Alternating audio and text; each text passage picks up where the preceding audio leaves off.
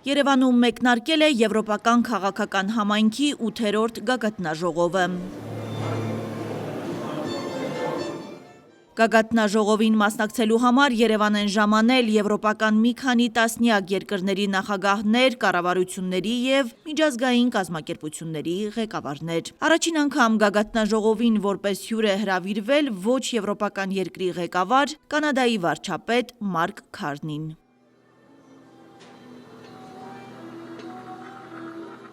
Գագաթնաժողովն անցկացվում է «Կառուցելով ապագան, միասնություն և կայունություն Եվրոպայում» թեմայով։ Գագաթնաժողովի մասնակիցները կքննարկեն դաշնակիցների և գործընկերների հետ հետագա ինտեգրման հարցերը, հիբրիդային սպառնալիքների դեմ պայքարը։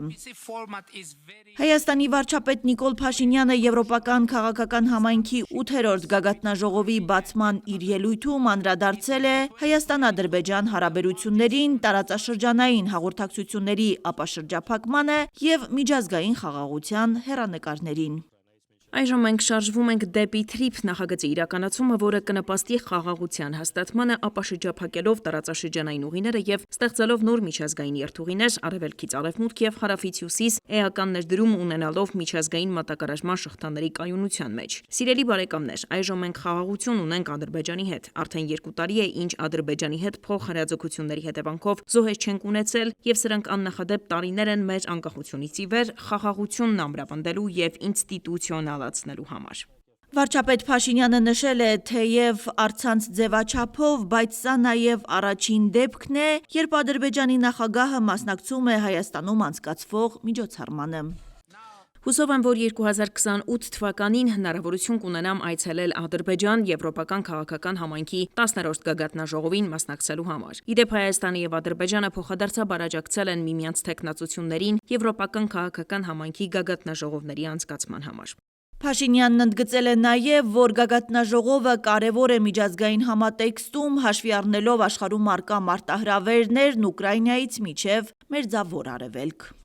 Ես համարձակվում եմ հուսալ, որ մեր քննարկումների և որոշումների արդյունքում այս գագաթնաժողովը կարող է դառնալ պատմական նաև միջազգային խաղաղության և կայունության տեսանկյունից։ Եվ ես մեզ մաղթում եմ հաջողություն և հաստատակամություն այդ նպատակին հասնելու համար, պարտադիր չէ, որ Երևանում, բայց հուսով եմ մոտ ապագայում։ Եվրոպական խորհրդի նախագահ Անտոնիու Կոշտան ևս Երևանում անցկացվող Եվրոպական քաղաքական համայնքի գագաթնաժողովը պատմական է համարում։ ԵԽ նախագահը մի քանի պատճառներ է մեջբերում։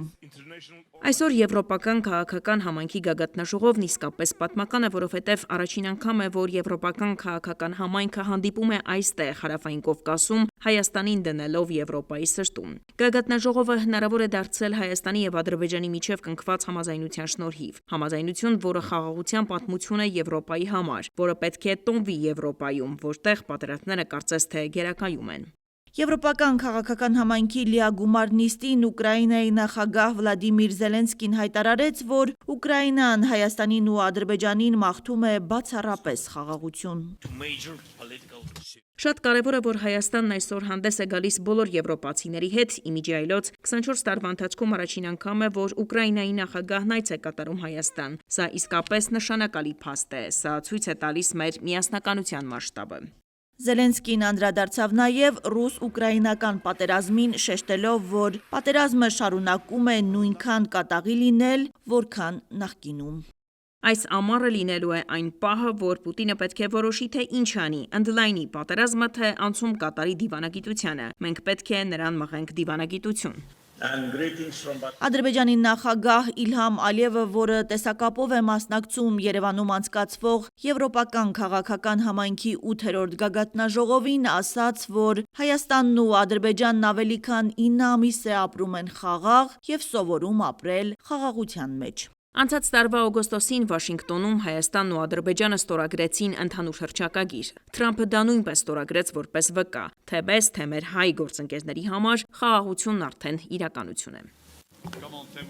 Կանադայի վարչապետ Մարկ Քարնին իր ելույթում անդրադարձել է Հայաստանի հետ համագործակցությանը, ընդհանուր արժեքներին և տարածաշրջանային խաղաղության գործընթացին։ Ես կարծում եմ տեղին է, որ Կանադան առաջին ոչ եվրոպական երկիրն է, որը միացել է այս ձևաչափին, քանի որ մենք ոչ եվրոպական երկրներից ամենաեվրոպականն ենք։ Մենք ունենք պատմության, արժեքների և վստահության համընկնում։ Եվրոպական քաղաքական համայնքի 8-րդ գագաթնաժողովի շրջանակում անցկացվել է նաև պանելային քննարկում, որի ժամանակ Ֆրանսիայի նախագահ Էմանուել Մակրոնը բարձր է գնահատել վարչապետ Նիկոլ Փաշինյանի վարած քաղաքականությունը։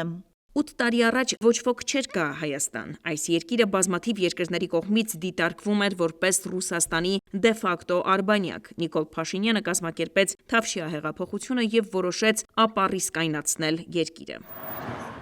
Հիշեցնենք, վաղը մայիսի 5-ին կկայանա Հայաստան-ԵՄ առաջին գագաթնաժողովը։ Նույն օրը Եվրոպական դիվանագիտության ղեկավար Կայա Կալասը կայցելի նաև Ադրբեջան։ Բաքվում Եվրոպական դիվանագիտության ղեկավարը մտադիր է բանակցություններ վարել Ադրբեջանի նախագահ Իլհամ Ալիևի եւ արտաքին գործերի նախարար Ջեյհուն Բայրամովի հետ։ Հասմիկ Վահրադյան, Արման լուր։